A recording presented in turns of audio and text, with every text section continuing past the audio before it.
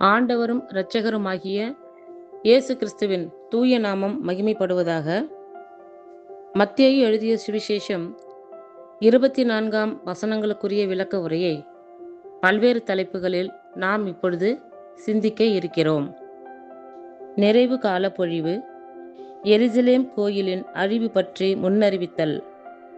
இயேசு கோவிலை விட்டு வெளியே சென்று கொண்டிருந்த போது கோவில் கட்டடங்களை அவருக்கு காட்ட அவருடைய சீடர்கள் அவரை அணுகி வந்தார்கள்.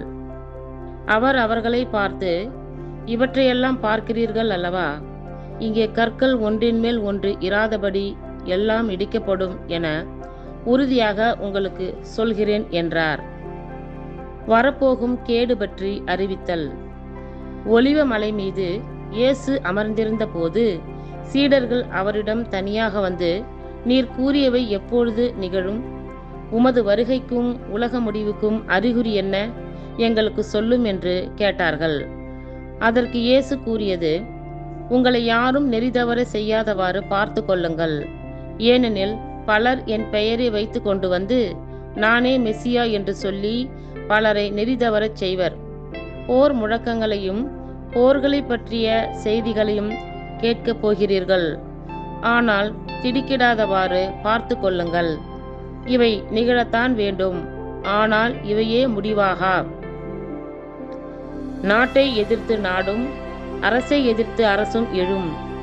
பல இடங்களில் பஞ்சமும் நிலநடுக்கங்களும் ஏற்படும்.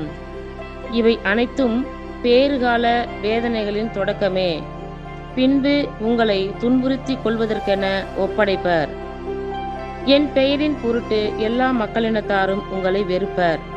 அப்பொழுது பலர் இடரல் பட்டு ஒருவரை ஒருவர் காட்டிக் கொடுப்பர், ஒருவரை ஒருவர் வெறுப்பர்.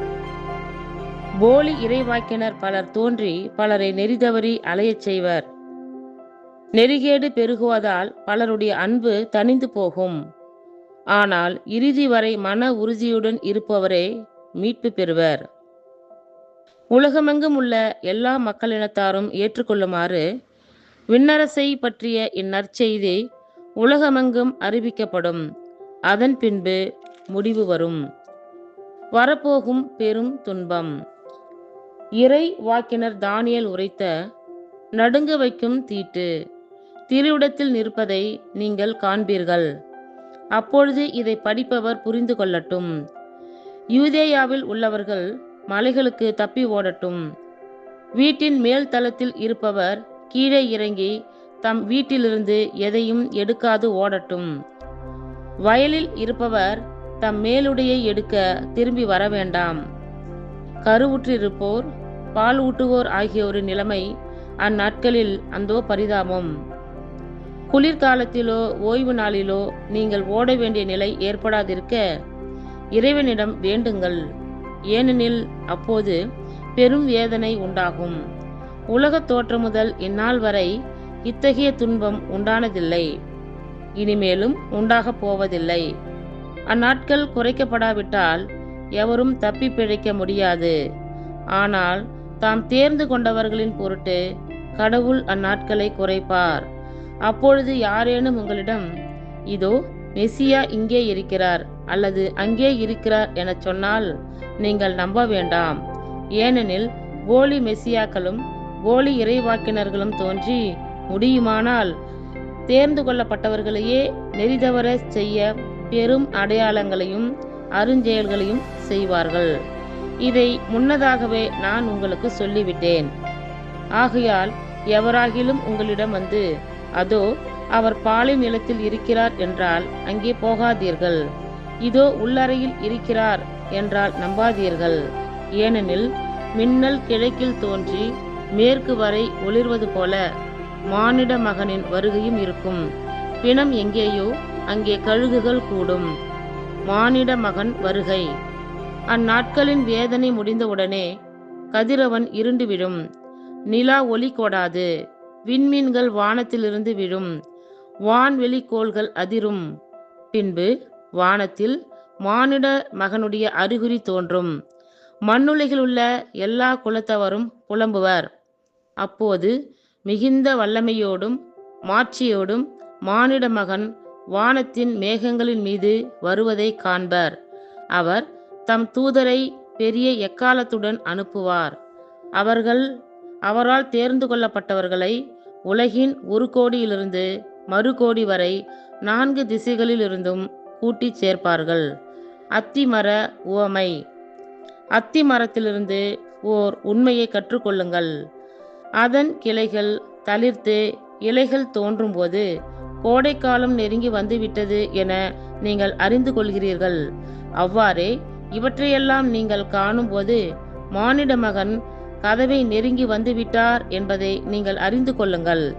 இவை அனைத்தும் நிகழும் வரை இத்தலைமுறை ஒழிந்து போகாது என உறுதியாக உங்களுக்கு சொல்கிறேன். விண்ணும் மண்ணும் ஒழிந்து போம், ஆனால் என் வார்த்தைகள் ஒழியவே மாட்டா.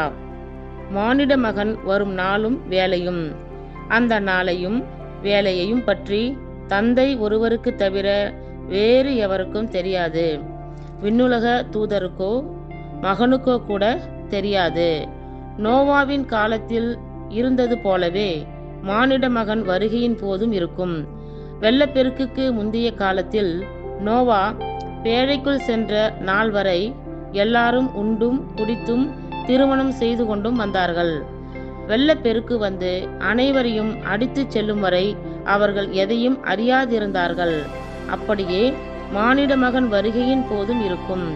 இருவர் வயலில் இருப்பர், ஒருவர் எடுத்துக்கொள்ளப்படுவார், மற்றவர் விட்டுவிடப்படுவார்.